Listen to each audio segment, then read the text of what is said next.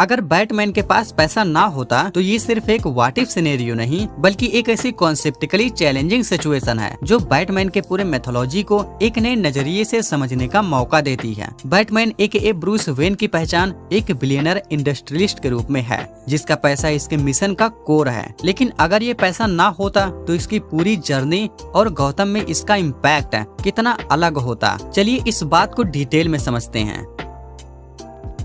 Bruce Wayne की कहानी शुरू होती है इसके पेरेंट्स थॉमस और मार्था वेन के ब्रूटल मर्डर के बाद, जो इसके चाइल्डहुड को हमेशा के लिए बदल देता है। वेन फैमिली का विलियनर स्टेटस ब्रूस को एक अनपैरेलल्ड एडवांटेज देता है। जब इसके पेरेंट्स नहीं रहे तो अल्फ्रेड इसका केयर टेकर बना और वेन इंटरप्राइजेस की वेल्थ ने इंश्योर किया कि ब्रूस की लाइफ फाइनेंशियली सिक्योर रहे। अगर पैसा ना होता तो ब्रूस की ट्रेनिंग एक बड़ा चैलेंज बन जाता। हाई प्रोफाइल मेंटोर्स से ट्रेनिंग लेना, मार्शल आर्ट्स और वर्ल्ड क्लास डिटेक्टिव स्किल्स को डेवलप करना एक कॉस्टली अफेयर है। इसे अपने आप स्ट्रीट लेवल सर्वाइवल स्किल से सीखनी पड़ती। इसकी जर्नी एक प्रोफेशनल और पॉलिश्ड क्राइम फाइटर्स की जगह एक ग्रिटी और रग्ड विजिलेंटी की होती जो अपनी लाइफ के हर एस्पेक्ट के लिए स्ट्रगल करता।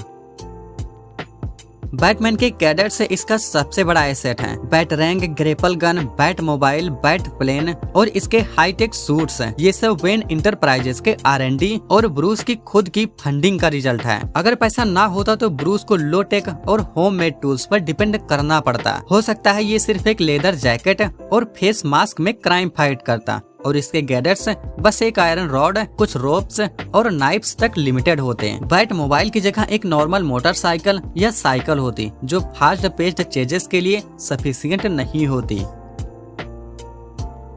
बैट केव सिर्फ एक सीक्रेट हाइड आउट नहीं बल्कि एक फुल्ली ऑपरेशनल बेस है जहां सुपर कंप्यूटर्स, वेपन्स और सूट्स रेडी होते हैं। अगर पैसा नहीं होता तो बैट केव की जगह ब्रूस को गौथम के किसी अंडरग्राउंड बेसमेंट या एक छोटी सी जगह पर अपना बेस बनाना पड़ता। सुपर कंप्यूटर्स की जगह एक आउटडेटेड लैपटॉप होता और एडवांस्ड सर्विलांस सिस्टम के बदले CCTV फुटेजेस और लोकल इन्फॉर्मेंट्स पर रिलाई करना पड़ता। गौथम के स्केल पर क्राइम फाइट करने के लिए इसके लिए रिसोर्सेज काफी लिमिटेड होते हैं। बैटमैन को गौथम के लोग एक सिंबल ऑफ होप के रूप में देखते हैं, लेकिन इसका एक रीजन है इसका इमेज और branding. Bat signal when enterprises की इनडायरेक्ट फंडिंग और इसका ग्लैमरस येट इंटिमिडेटिंग पर्सोना एक हीरो का इमेज क्रिएट करता है। अगर पैसा ना होता तो गौथम के लोग इसे एक और स्ट्रीट विजिलेंटी समझते जो सिर्फ छिप कर क्रिमिनल्स को हंट करता है। इसका रेपुटेशन और इन्फ्लुएंस काफी लिमिटेड होता।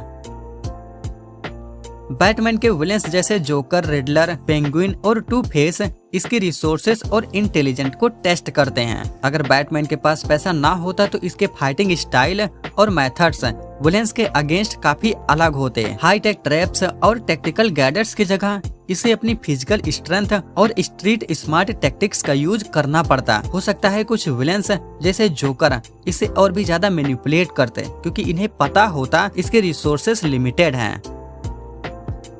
ब्रूस वेन दुनिया का बेस्ट डिटेक्टिव के रूप में जाना जाता है। इसका एक बड़ा रीजन इसका एक्सेस है एडवांस टेक्नोलॉजी और नॉलेज सोर्सेस का। विदाउट मनी इसे सिर्फ अपनी इंस्टिंक्ट और लिमिटेड नॉलेज का यूज करना पड़ता। क्राइम्स को सॉल्व करने में ज्यादा टाइम लगता और कभी कभी ये उनका सोल्यूशन भी नहीं निकाल पाता। फॉरेंसिक लैब्स और DNA एनालिसिस की जगह ये बेसिक ऑब्जर्वेशन और क्वेश्चनिंग पर डिपेंड करता।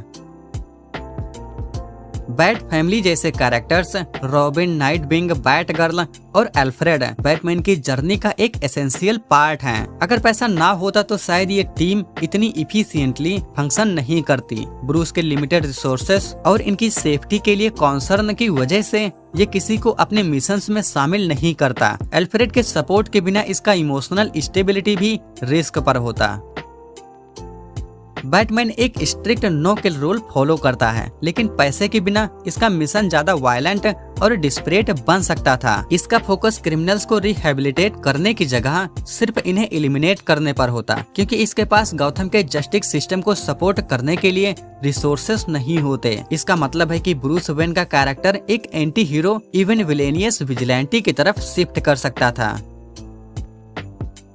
वेन इंटरप्राइजेज गौतम के सोशल इंफ्रास्ट्रक्चर को सपोर्ट करता है, चैरिटी, हॉस्पिटल्स और ऑर्फनेज के जरिए। पैसे के बिना ब्रूस वेन सिटीजन्स के बीच अपना एक रियल इम्पैक्ट नहीं बना पाता। ये सिर्फ एक स्ट्रीट विजिलेंटी बनकर रह जाता, जिसे करप्ट पॉलिटिशियंस और लॉ इन्फोर्समेंट इग्नोर या हंट करते।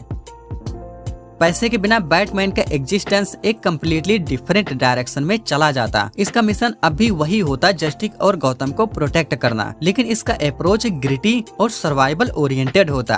बैटमैन का एसेंस इसकी विल पावर और डिटरमाइनेशन में है, लेकिन पैसा इसकी कैपेबिलिटी और इफेक्टिवनेस को एम्पलीफाई करता है। ये सिनेरियो हमें दिखाता है कि एक सुपर हीरो की कहानी सिर्फ इसकी पावर्स या रिसोर्सेज पर नहीं, बल्कि इसकी ह्यूमैनिटी और चॉइसेस पर डिपेंड करती है। खैर, आप बताओ, आप ब्रूस वेन या बैटमैन किसको ज्यादा पसंद करते हो?